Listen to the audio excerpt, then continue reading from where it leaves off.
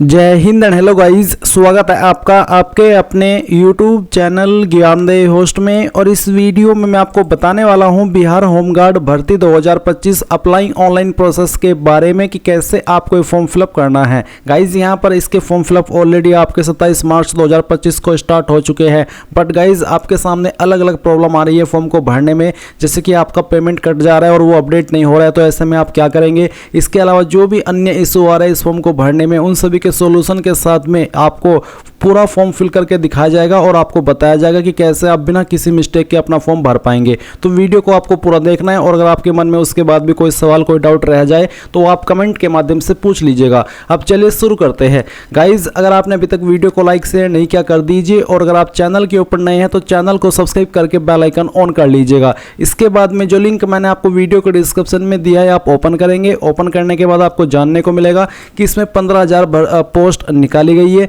जिसके फॉर्म आप लोग जैसे कि मैंने बताया कि 16 अप्रैल 2025 तक भर पाएंगे। और इसमें गाइज कोई एग्जाम भी नहीं है। इसके अलावा गाइज इसमें सिर्फ बिहार के कैंडिडेट ही अप्लाई कर पाएंगे, अन्य स्टेट के कैंडिडेट इसमें अप्लाई नहीं कर सकते। कौन सी कैटेगरी के लिए कितनी वैकेंसी उसकी जानकारी आपको यहाँ पर दी गई है। और अप्लाई करने के लिए यहाँ पर हायर सेकेंडरी यानी कि 12वीं पास की योग्यता मांगी है और आपकी ये जो 12वीं है वो 1/1/2025 तक कंप्लीट हो जानी चाहिए, जिसकी 1 जनवरी 2025 के बाद में 12वीं हुई है या हो रही है वो इसमें अप्लाई करने के लिए एलिजिबल नहीं है। फिर आप यहाँ पर फीस की इंफॉर्मेशन देख सकते हैं कि जनरल ओबीसी ईडब्ल्यूएस को 200 रुपये फीस पे करनी होगी और SC ST फीमेल को 100 रुपये फीस पे करनी है। एज लिमिट आपकी 19 से 40 साल के बीच रखी गई है। साथ ही साथ जिन डॉक्यूमेंट्स की आवश्यकता आपको इस फॉर्म को भरने में पड़ने वाली है वो डॉक्यूमेंट्स आपको यहाँ पर बताए गए हैं। आपका फिजिकल मेजरमेंट कितना हो वो आप यहाँ पर देख सकते हैं और अगर आपका जो एंट्रेंस टेस्ट है उस स्टेप पर आप पहुँच जाते हैं तो वो कैसा रहेगा उसके बारे में आपको यहाँ पर जानकारी दी गई है। तो गाइज ये सभी इन्फॉर्मेशन आपने चेक कर ली। अब आप इंपॉर्टेंट लिंक के सेक्शन से अप्लाइंग ऑनलाइन लिंक ओपन करेंगे, आपके सामने वाला इंटरफेस आ जाएगा।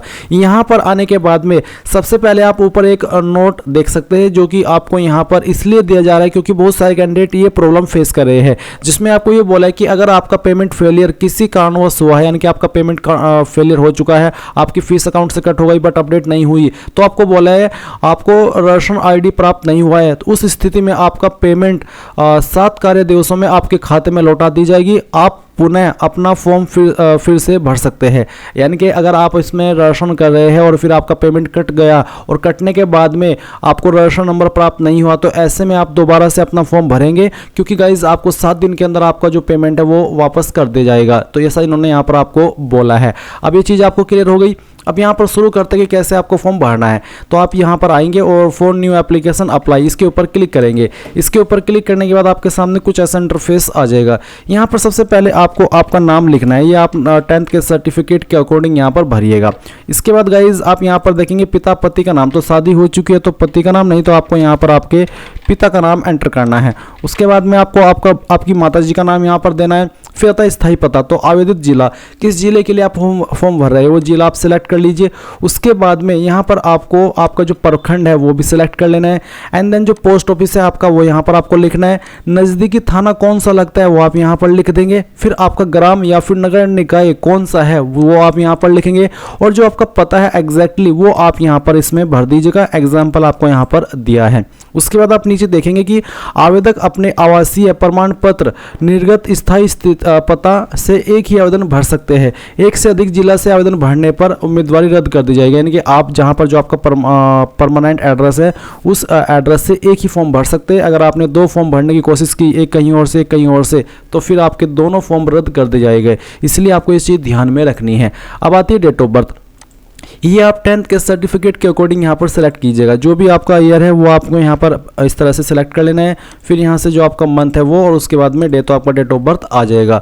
देन गाइज आप यहाँ पर देखेंगे जेंडर, तो जो भी आपका जेंडर है वो आप सेलेक्ट कर लीजिए। फिर आती है जाति, यानी कि आपकी कास्ट कैटेगरी, तो जो भी है जैसे कि सामान्य, EWS, पिछड़ा वर्ग, इसके बाद फिर अति पिछड़ा वर्ग, अनुसूचित जाति, अनुसूचित जनजाति, तो जो भी है वो आप यहाँ पर सेलेक्ट कर लीजिएगा। जैसे कि एग्जांपल के लिए मैं यहाँ पर एक कैटेगरी आपको सेलेक्ट करके दिखा रहा हूँ और आपको ये बोला है कि आवेदक को प्रमाण पत्र संलग्न करना होगा, यानी कि जो आपके कास्ट सर्टिफिकेट है वो भी आपको इस फॉर्म के साथ अटैच करना है। फिर एक और सवाल है कि क्या आप स्वतंत्रता सेनानी के पोता पोती नाती नातिनी सामान्य प्रशासन विभाग के द्वारा निर्गत परिपत्र के आलोक में के आधार पर आरक्षित श्रेणी के अंतर्गत अपना आवेदन देना चाहते हैं। अगर आप ऐसे कैंडिडेट और आप दे रहे हैं तो हाँ करिए, नहीं तो आपको नहीं करना है। शैक्षणिक योग्यता, आपकी हाईएस्ट क्वालिफिकेशन क्या है वो आपको यहाँ पर सेलेक्ट करनी है और कम से कम आपका ग्रेजुएट होना जरूरी है, तभी आप एलिजिबल हो पाएंगे अप्लाई करने के लिए। तो यहाँ पर मैंने इंटरमीडिएट ही सेलेक्ट कर लिया। अगर आप ग्रेजुएशन कंप्लीट कर चुके हैं तो आप ग्रेजुएशन भी यानी कि स्नातक भी सेलेक्ट कर सकते हैं। अब आप आपका मोबाइल नंबर डालेंगे जो कि आप रजिस्टर करना चाहते हैं, उसके बाद में आपकी ईमेल आईडी, फिर आपको पूछेगी क्या आपके विरुद्ध कोई आपराधिक मामला दर्ज है, यानी कि आपके ऊपर कोई केस दर्ज है, अगर हाँ तो हाँ, नहीं तो आप नहीं करेंगे। फिर है पहचान चिन्ह फर्स्ट, आपकी बॉडी के ऊपर वो निशान जिससे आपकी बॉडी की पहचान होती है, ये निशान आपकी बॉडी के ऊपर कहीं पर भी हो सकता है, आप इसको हिंदी या फिर इंग्लिश के अंदर दोनों में लिख सकते हैं। और फिर दूसरा मार्क आपसे पूछा है, तो अगर आपकी बॉडी के ऊपर कोई एक ही ऐसा मार्क है तो आप एक मार्क लिख दे और दूसरे में आपको 9 मार्क लिख देना है, क्योंकि दोनों ऑप्शन आपको फिल करने अनिवार्य रहेंगे। अब ये सभी जानकारी चेक करने के बाद जो आपने भरी है, आपको यहाँ पर नीचे कंटिन्यू के ऊपर क्लिक करना है। अब आपके सामने यहाँ पर अपलोड डॉक्यूमेंट का सेक्शन आ चुका है। तो गाइज आप यहाँ पर फोटो अपलोड करने से पहले इंस्ट्रक्शंस देख लीजिए। आपको बोला है कि जो आप फोटो अपलोड कर रहे हो वो आपका 2 महीने से पुराना नहीं होना चाहिए, फोटो रंगीन हो एवं उस पर जन्म तिथि अंकित हो, यानी कि जो आपका फोटो है वो आपका कलर होना चाहिए और नीचे उसके आपको डेट लिखनी है। डेट कौन सी लिखनी है? आपको जन्म तिथि, ना कि वो डेट जिस डेट में आपने फोटो को लिया। तो इसमें आप कंफ्यूज मत होइएगा, आपको फोटो के नीचे आपकी डेट ऑफ बर्थ लिखनी होगी। इसके अलावा नीचे फोटो का बैकग्राउंड सफेद होना चाहिए और फोटो का साइज 0 से 100 KB के बीच में रहना चाहिए। फॉर्मेट JPEG या फिर JPG का चल जाएगा। तो आप यहाँ पर चूज फाइल के ऊपर आएंगे और जहाँ पर भी आपकी फोटो फाइल है जो कि आपको यहाँ पर बताई है जैसे वाली, वो आप यहाँ पर सिलेक्ट करेंगे। जैसे कि मैं आपको डेमो के लिए यहाँ पर एक फाइल दिखाने वाला हूँ, तो चलिए मैं इस फाइल को सिलेक्ट करता हूँ और मैं आपको यहाँ पर इसको एडिट करके भी दिखा देता हूँ ताकि आपको समझ आ सके कि कैसे आपको लिखना है। जैसे कि मैंने इस फोटो के ऊपर डेट लिखी है, फोटो टेकन 12/8/2024, पर आपको यहाँ पर वो वाली डेट नहीं लिखनी है कि ये फोटो आपने कब लिया है, बल्कि आपको यहाँ पर लिखनी है DOB। तो जो भी आपकी DOB है वो आपको यहाँ पर लिखनी होगी। तो चलिए मैं आपको पेंट वाले इससे लिख करके दिखा रहा हूँ कि कैसे आपको लिखनी है। आप यहाँ पर आएंगे, फिर आपको यहाँ पर DOB लिखना है।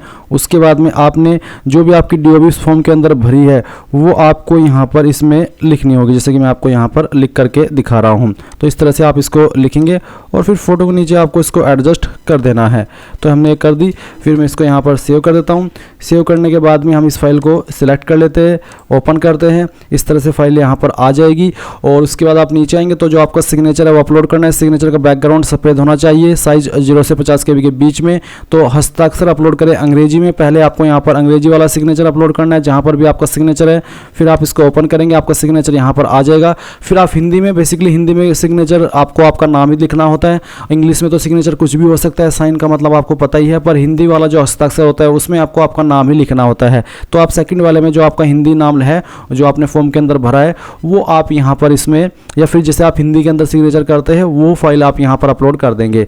फिर इसमें निवास प्रमाण पत्र आपको अपलोड करना है। इसका फॉर्मेट PDF का रखा है। अगर आपकी फाइल इमेज के अंदर है तो आप PDF में कैसे बनाएंगे वो जान लीजिए। आप गूगल के अंदर आएंगे और सर्च करेंगे इमेज टू PDF। ये सर्च करने के बाद में ये जो पहले वाली वेबसाइट है ओपन कर लेंगे। सिलेक्ट JPG इमेज के ऊपर क्लिक करेंगे और जो आपका डोमिसाइल है वो आपको सिलेक्ट करना है। उसके बाद में ओपन करना है। उसके बाद कन्वर्ट टू PDF के ऊपर क्लिक करेंगे, डाउनलोड PDF करेंगे। ये फाइल आपकी PDF के अंदर कन्वर्ट हो जाएगी। उसके बाद आप यहाँ पर इस फाइल के ऊपर क्लिक करेंगे चूज करने के लिए। जो फाइल अभी आपने कन्वर्ट की है वो सेलेक्ट कर लेंगे, ओपन करेंगे, आपकी फाइल यहाँ पर आ जाएगी। उसके बाद जन्म तिथि से संबंधित मैट्रिक समकक्ष प्रमाण पत्र, यानी कि जो आपकी DOB है उसके प्रूफ में या तो आप 10th का सर्टिफिकेट जिसमें कि आपकी डेट ऑफ बर्थ दी गई हो, या फिर जो आपका बर्थ सर्टिफिकेट है वो अपलोड करेंगे। इसका साइज भी 200 KB से कम ही आपका रहना चाहिए। तो जो भी आपकी फाइल है वो आप यहाँ पर सेलेक्ट करेंगे और इस तरह से ओपन कर देंगे। जैसे कि मैंने कहा कि अगर वो इमेज के अंदर है तो अभी जैसे कि मैंने निवास प्रमाण पत्र आपको इमेज से PDF के अंदर कन्वर्ट करके दिखाया, तो ऐसे ही आप यहाँ पर 10th का सर्टिफिकेट या जो आपका बर्थ सर्टिफिकेट है उसको PDF कन्वर्ट कर लेंगे। उसके बाद आता है 12वीं। तो आपको यहाँ पर 12वीं का सर्टिफिकेट अपलोड करना है। इसका फॉर्मेट भी आपका PDF का ही रखा है। उसके बाद है इंटरमीडिएट अथवा समकक्ष परीक्षा अंक प्रमाण पत्र। अभी जो आपने यहाँ पर ये अपलोड किया ये तो वो आपका उत्तीर्ण प्रमाण पत्र, यानी कि आपका सर्टिफिकेट, और ये आपका मार्कशीट। तो अगर आपका मार्कशीट और सर्टिफिकेट अलग अलग है तो अलग अलग अपलोड कर देंगे, पर अगर आपका मार्कशीट और सर्टिफिकेट एक ही डॉक्यूमेंट है तो दोनों में आप एक ही फाइल अपलोड करिएगा। उसके बाद नीचे आएगा आरक्षण संबंधी प्रमाण पत्र, यानी कि अगर आप SC ST OBC EWS है तो जो आपका कास्ट कैटेगरी सर्टिफिकेट सर्टिफिकेट है वो आप यहाँ पर इस वाले फील्ड में अपलोड करेंगे। फिर आप यहाँ पर इसके ऊपर टिक करेंगे, ये कैप्चा कोड फिल करेंगे और सभी जानकारी चेक करते हुए सेव एंड कंटिन्यू इसके ऊपर क्लिक करेंगे। अब आप यहाँ पर देखेंगे डाटा सेव्ड सक्सेसफुली। अब आप इसको ओके करेंगे और ओके करने के बाद में यहाँ पर गाइज आपके सामने आपके फॉर्म का प्रीव्यू आ चुका है, यानी कि जो भी जानकारी आपने शुरू से लेकर अभी तक भरी है वो सभी आपके सामने है।